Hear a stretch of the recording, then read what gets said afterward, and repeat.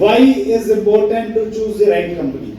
ഒരു കമ്പനി, ഒരു ശരിയായ കമ്പനി സെലക്ട് ചെയ്യണം എന്ന് പറയുന്നത് എന്തുകൊണ്ടാണ്? Direct selling is known for its passive income. അതായത് ഡയറക്ട് സെല്ലിംഗില് പാസീവ് ഇൻകം ആണ് ഏറ്റവും പ്രധാനപ്പെട്ട ഒരു ഘടകം. അതിൽ നിന്ന് കിട്ടുന്ന നേട്ടങ്ങളിൽ പാസീവ് ഇൻകം ആണ് അതിന്റെ പ്രത്യേകത.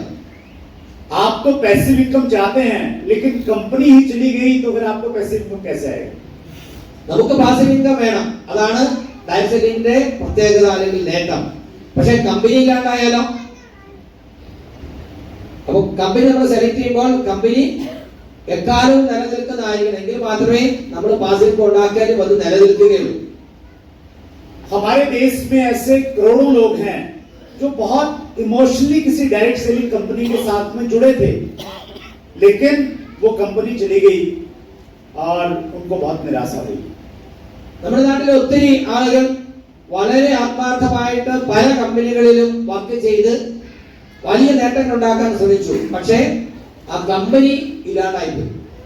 അവർക്ക് വലിയ നിരാശയായി. एक अच्छा पायलट जब एरोप्लेन को चलाता है, वो हवा में उसके लिए ये उतना ज्यादा इंपॉर्टेंट नहीं है कि ये किस स्पीड के साथ में चल रहा है, अभी तो ये ज्यादा इंपॉर्टेंट है कि ये हवा में लगातार चलता रहे.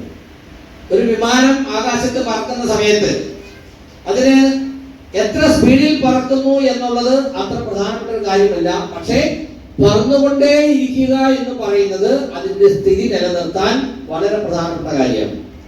डायरेक्ट सेलिंग में आपको पैसा कितनी जल्दी आ रहा है ये ज्यादा इंपॉर्टेंट नहीं है. इंपॉर्टेंट ये है कि जिस कंपनी के साथ में आप जुड़े हैं वो कंपनी आपकी जनरेशन तक जाने वाली हो.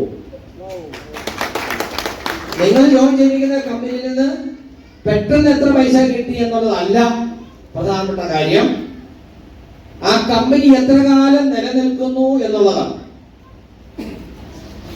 Direct selling is business of generations.